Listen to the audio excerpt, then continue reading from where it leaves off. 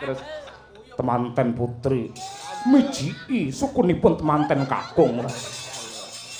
Apik. Mijiki nganggo banyu peceren. Ora pareng ngono kuwi. Ya ora sayang ngono terus mutung ngono lho. Mutung aku. Pancen lek waranggana lagi ijen gampang tersinggung. Sih kelingan biyen 2 tahun kepungkur sowan rene. Tesih. Ayo, nggih. Nggih. Oh, siap Pak. Nggih. Jayeng nggih. Wah, nggih, kuwi penting kuwi hubungane karo perceretan. Ayo, nggih. Karo ibu-ibu ingkang masak wonten wingking.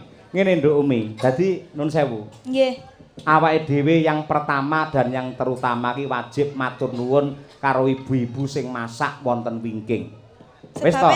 Acara apa wae, mbuh wayangan, mbuh resepsi wong mantu tidak akan sukses, tidak akan lancar kalau tidak ada kridane ibu-ibu sing masak. Mula tepuk tangan yang meriah untuk ibu-ibu semuanya sing masak wonten pawon. Mugi-mugi dipun paringi panjang yuswa rezekine kathah. Amin. Ya Nduk, ya mumpung dilenggahi karo para pepunden matura, terus sing ati-ati lek nembang. Nggih. Gatekne to klenengan sore mau. Nggih. Ibu-ibu mau lho tabuhane luar biasa kaya ngono. Sae, Pak. Iso manik-maninten barang. Ayo, elok tenan pengendang ya putri. Sapa njaluk dipandhi ki mau. Akira pandhian ora. Matur Nduk, ayo Om. Nggih. Assalamualaikum warahmatullahi wabarakatuh, Pak, Bu. Nggih. Pisan kas Nduk, main kompak Nduk. Ayo Nduk. Assalamualaikum warahmatullahi wabarakatuh, Pak, Bu. Nah, Sing marahi jawabe bingung iki dadak makkei Pak Bu kuwi lho asline. lah napa, Pak? Iya, lah bingung no. Ya lek Pak, ya lek Bu lek Mas, adik-adik kan bingung le jawab. Oh. Dadi ora usah nganggo Pak Bu. Dadi kanggone umat muslim jawab salam ki hukume lak wajib. Paton sampean assalamualaikum warahmatullahi wabarakatuh ngono mesti langsung kabeh sing muslim waalaikumsalam. Ora usah ngangge Pak Bu ngono kuwi. Nggih. Baleni ya? Nggih. Nah, ngono. Yo, Ci, Ru, Lu. Assalamualaikum warahmatullahi wabarakatuh. Nah. Alhamdulillah. Mergo neng kono lek enek doa sing apik to. Assalamualaikum warahmatullahi wabarakatuh. Semoga diberi rahmat dan juga barokah. Iki donga lho Nduk ngono kuwi. Napa nggih, Pak? Lho, piye to iki ora? Nggih, Gus. Gus apa dus ora nggih. Lagi lho dikersake. Arep ndongakne apa kira-kira? Ayo. Nggih, mugi-mugi sedaya warga Pandaian tansah pinaringan berkah saking Gusti Allah. Terus panenane saya kathah, rezekine kathah, sedaya panjang yuswa. Mengke nek pun rezekine kathah nanggap wayang melih nggih, Pak. Nggih. Ayo anggere ora diundakne ya gelem. Mesti batine panitia mending ngono aku apal. Ayo, nggih. Ya Nduk diaturake iki jenang gula Bawanana. Arep kok bawane apa aku semanut jenengan. Arep asmarandana dandang gula bebas. Dandang gula banjet nggih. Oke, siap, nggih. Dandang gula banjet karo Amit Sewu karo Bu Kastiah kuwi. Nggih. Kuwi piyayi saka Pati. Oh nggih. Nggih, kuwi ibune solmetku nalika kuliah mbiyen. Sinten, Pak? Suwargi Mas Ari Bodro. Mbiyen ning mburiku kene iki. Ning panjenengane wis ditimbali karo Gusti, mergo ditresnani karo Gusti Allah. Nggih. Mula lek ning mburiku kuwi kudu ati-ati. Ayo. Oh, ngoten. Hati-hati lho Mas Bayu. Aja kuwi arep PA aja dingonokne. Oh, nggih, nggih. Kowe ngalih ganti aku. Ayo. Monggo dandang gula Umi Afifah. Gitu. Lamun arasa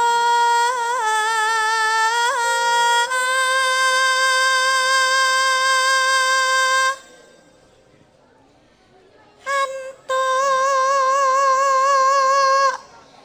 jatuh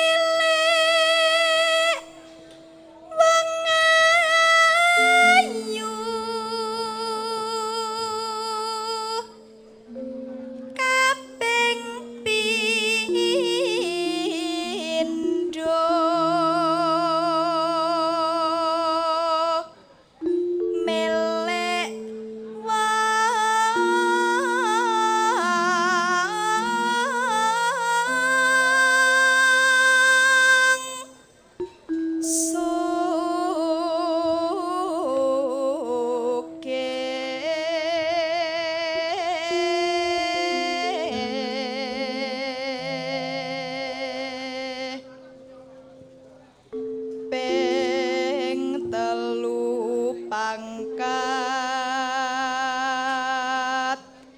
derajat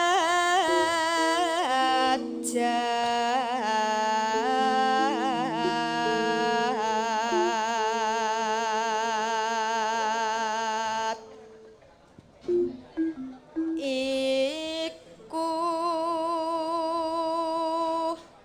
bisa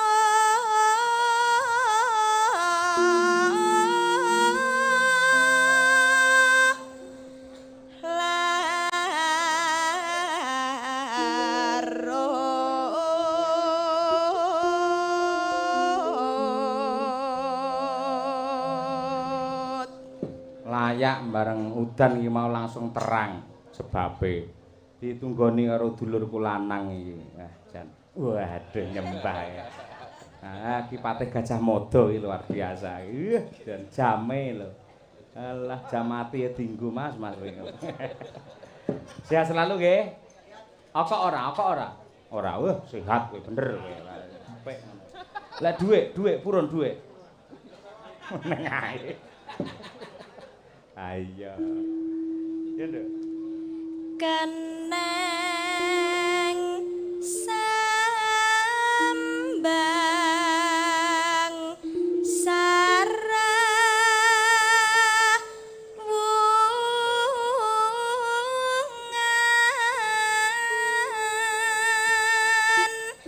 kapi lot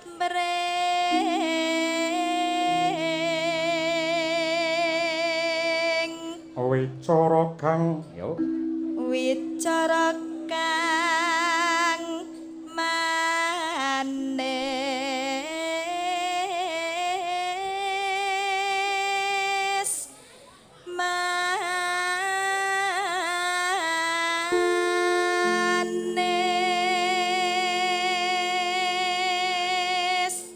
nonano marmane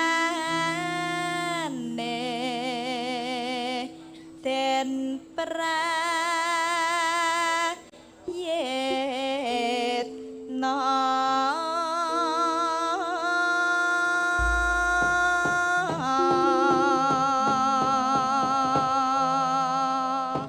mriki Mas wis mriki lho ora apa-apa ayo jan wah kalunge lho siung kirik ora salaman apa njaluk dhuwit oh salaman sik asmane sinten X1 udah X1 oh Meswan nggih lahirnya dina Kemis to jenengan oh iya nggih nyapa tanganmu ngadung dhuwitnya nggih napa heh wow, tuku minyak wangi. Khusus parandene ora gelem lepek lho kowe. Wah, iya. Mas Wiswan. Hoi, ngerti sinden iki jenenge sapa? Karo. Aja gatekne sinden ya, gatekne lakone ya. Oh iya aja manut wong-wong kae ya. Wiswan ora apik. Besok go ning Ponorogo kon jagungan karo Durin. Tambah larso telu. Iya. Monggo jenang gula genduk Umi Afifah coba kaya apa? Ya lho. jeneng Sik nggih Aku iso entuk hiburan to bengi iki. pripun to Pak Lah iki lho, Mes iki lho. Mes Wane Piyai niki kena nggih sinau kena nggih ngaji lho, Pak. Niki mbok menawa niki pralampita saking jagat. Supaya napa warga masyarakat nglestarekake karo budaya. Ing ngatasé miswan wae gelem joget tresna karo budaya. Lek jenengan kabeh ra tresna karo budaya tegese kalah karo miswan. Oh. Wah, bareng dilem guyang-guyu. Wah. Saya. Hah? Lanjut. Iki kaya sing nanggap ae kowe iki.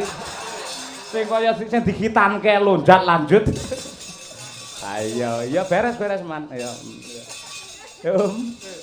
Tak omong iki lek ora duwe pacar to? Dereng. Moh. Sing arep jodhone kowe karo Miswan iki sapa? Awi gur takon. Kowe lek duwe pacar to? Dereng. Ora kudu karo Miswan. Ning golek sing modele ngono kuwi. Mah. Genah aman kowe ora bakal cemburu kowe. Ampun, Pak. Kula nyuwun sewu nggih, Pak. Nyuwun sewu nggih, Pak. Apa? Kula niki sing napa nggih sing nyenengi kula niku kathah lho Pak asline. Oh iya. Saestu, Pak, saestu. Sing sepuh enten. Heeh. Sing enom nggih enten. Ah. Sing cilik nggih wonten. Lansia nggih wonten. Lansia. Nggih, Pak, saestu Pak, kula mawon, Bu. Ning ngene, ya kudu pinter milah karo milih. Nggih. Dadi lek golek pacar aja mung waton ganteng, aja mung waton sugih. Pedaya apa duwe pacar ganteng yen nglarani ati. Pedaya apa golek pacar sugih yen ning ati marai ringkih ya ta. Nggih. Mula kang mangkono golek sing priya sing setia lahir batin yaitu Miswan. Lek ra gelem tak oleh niwinong lho engko malahan. Ikhlas kula malahan. Ikhlas ya tenan iki jos iki. Iki mesti dawa lho umure kowe. Lah ra mikir apa-apa kok dhek karepe mangan karepe ora karepe. Ayo wis kuwi los kuwi pokoke. Ayo, so dibebasne kuwi iso ning akhirat kuwi. Wis milih dhewe arep neraka apa swarga, Mis, ngono. Dhewe unu-unu ngono kuwi. Ning neraka sik mergo arep golek geni nggih ngerokok. Ayo terus ning swarga. Ning panjang yuswa Miswan. Yo. Ya Nduk, lanjutno. Umi Miswanto. Ngoten to, Pak. Umi Afifah, ya Umi Afifah, ya. Yo. Ampun ngoten, Pak. Ora. Ampun. Heeh, ya. Wes cukup. Timbang larani lho, ayo. Kan sing jenenge cinta wong pacarane butuhe lak seneng, tentrem, ayo. Lek ora iso gawe tentrem karo ayem lah ya luwung ngono kuwi ae, wis. Ampun, Pak. Jenengan napa kersa sakniki lho jenengan bayangne kula niku putranipun jenengan. Terus? Jenengan napa kersa nek putrane kalih Miswan? Loh, aku ki dali wali nikahmu karo Miswan gelem. Malah kok apa kabeh tak cukupi wis to. Wayangan kok dalange ndurin ya.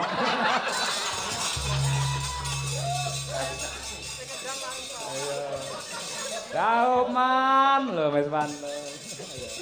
Pun, Pak. Ya ora ora. Ampun ngoten to, Pak. Ucapan niku adalah doa lho. Lho rong karuan, sampean kudu iso mbedakne endi kuwi serius, endi kuwi guyon. Sing marai kesro jaman saiki ya, ning medsos barang marai kesro. Wong guyon ditampa serius, wong serius ditampa guyon. Kuwi sing masalah ning kono kuwi. Lah, mula perlu kebijaksanaan. Kaya piyayi ing pandian kene iki. Nggih. Mbuh kuwi guyon, mbuh serius ning bebarengan mbangun pandian supaya tetep makmur lan uga guyub rukun. Lah kuwi pandian.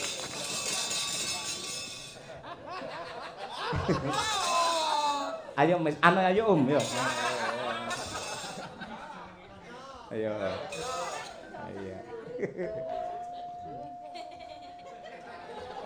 Mbayangne dhek nggih basahan lho, Pak. Ayo terus temanten putri mijiki sukunipun temanten kakung. Apik. Mijiki nganggo banyu peceren. Ora pareng ngono kuwi. Ya ora sayang ngono terus mutung ngono lho. Mutung aku. Pancen lek waranggana lagi ijen gampang tersinggung kok ya. Superman gampang Superman. Cukup. Iya. Heeh. Ya Nduk. Sugeng para lenggah.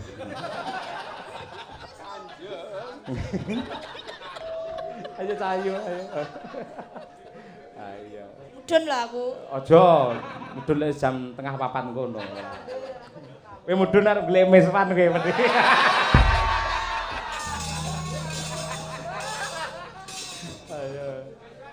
Ayo Om. Kanjeng. Ayo Om. Loh, Pak. Wis madhepan nang nggon kubis ya, madhep kubis kono. Ayo, ora apa. Ayo. Rina wengi dadi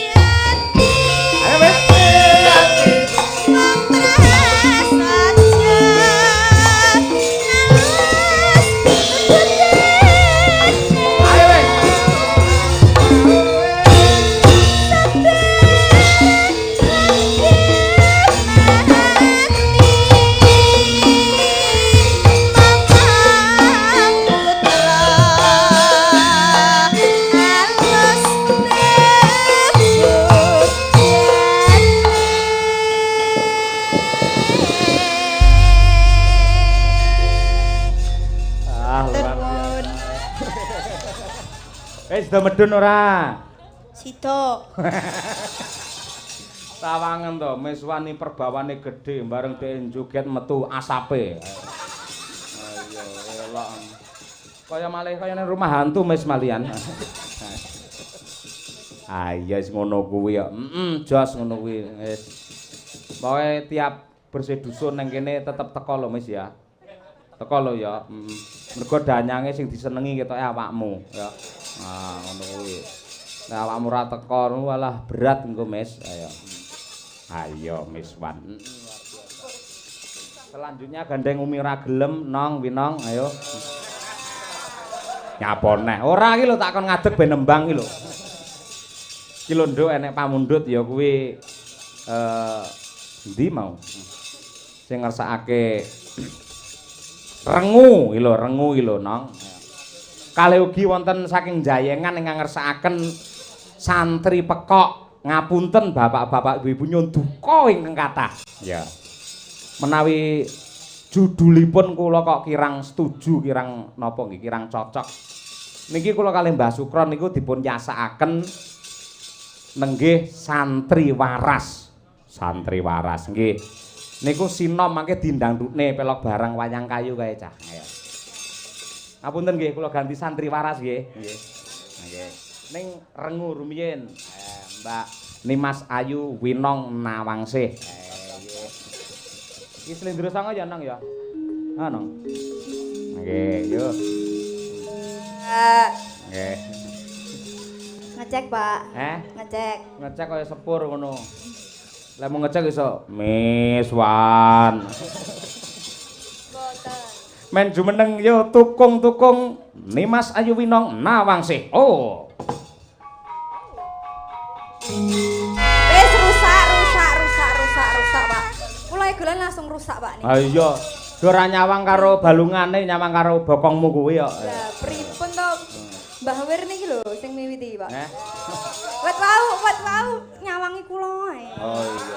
Ya wis ben to mengin jamu wong Kyai sepuh senengane ya mek nyawang ngono kuwi. Saka sepuhe mau ning pondokan tiba tangi lho mau ning kono. Arep njupuk sego mak gelubuk ngono aduh. Ayo. Semelang lek ora uman kakap ayo. Li saking Tulungagung, Pak. Desane ngendi? Desa Ngentrong, Kecamatan Campur Darat, Kabupaten Tulungagung. Kuliahe wonten pundi? Universitas 11 Maret Surakarta. Jurusan fakultas? Fakultas Keguruan dan Ilmu Pendidikan.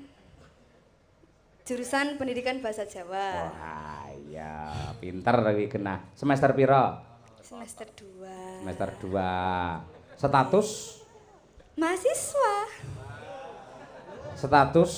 Mahasiswa toh, Pak? Single, double, umbel apa-apa? Kula triple, Pak. Triple. Triple iki telu lho. Nggih. Wah, aja neko-neko lho ora. Loro lho kuwi tenan, loro lho. Mboten triple semangate niku lho, Pak. Oh, semangate triple. Iya. Niku lho. Semangat, giat lan uga tetap bermartabat. Nah, niku triple. Sanes tris. Triple semangat. Sanes triswan. Ayo. Lek tris kan triple semangat. Oh iya. Bener. Ya iki lho, Nduk, enek sing ngersakake rengu. Iki karyane sapa, Nduk Cahyo? Ki Wangsa Subagyo. Wangsa Subagyo. Lah kowe sinden laris kondang kok gelange kok ya bolah iki lho. Niki gelang anu, Pak. Apa? Gelang tolak bala. Oh, tolak malah nolak bola iki piye? Mboten. Tolak balak to? Tegese niki anu, Pak. Gelang apa ya? Anu niki anti galau, gelang anti galau. Oh iya, bener. Gelang anti galau. Ulah, ayo, bubuka lan uga bekti marang Gusti Allah, ngono kuwi. Ulah kuwi. Mboten bubuk kalih polah, ngoten, Pak.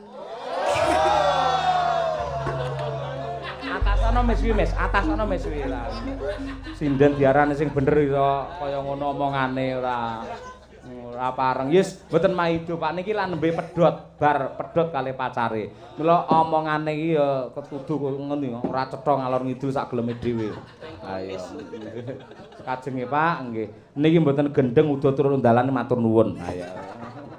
Iki nek bawane ora no? Wonten. Ya dibawani. Karyane Mbah Wangsa Subagya saking Tulungagung. Ayo. Yo coba kaya apa?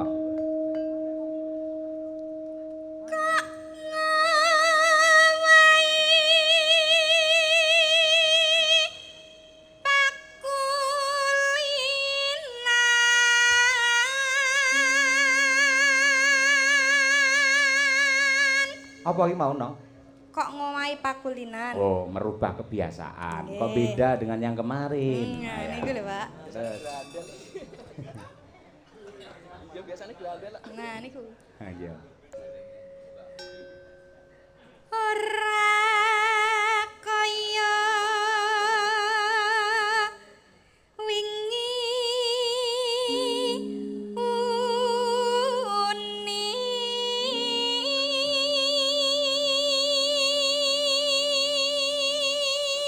Ora kaya wingi uni ya.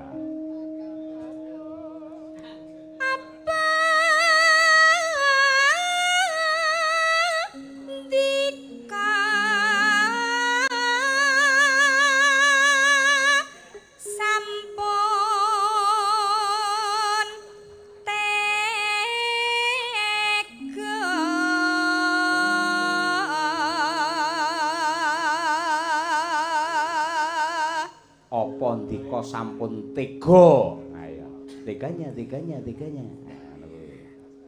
agawe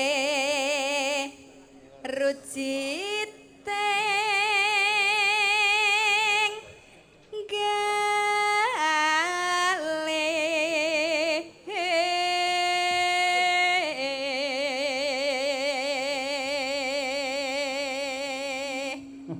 sakne nong.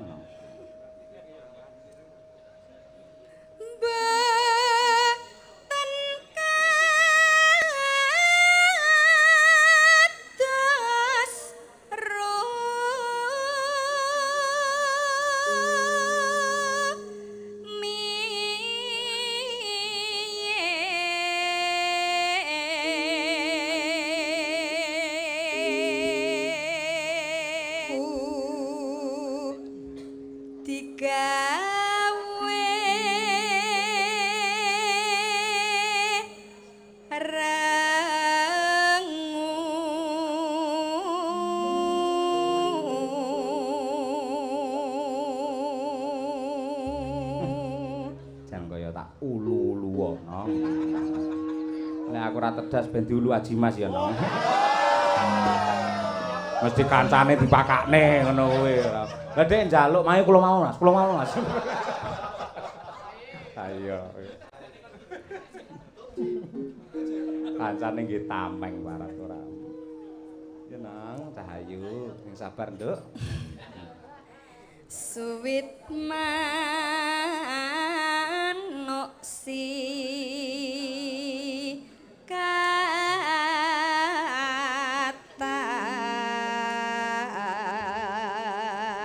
terowongan udan grimes dadi rengu udan tangis keloyongan.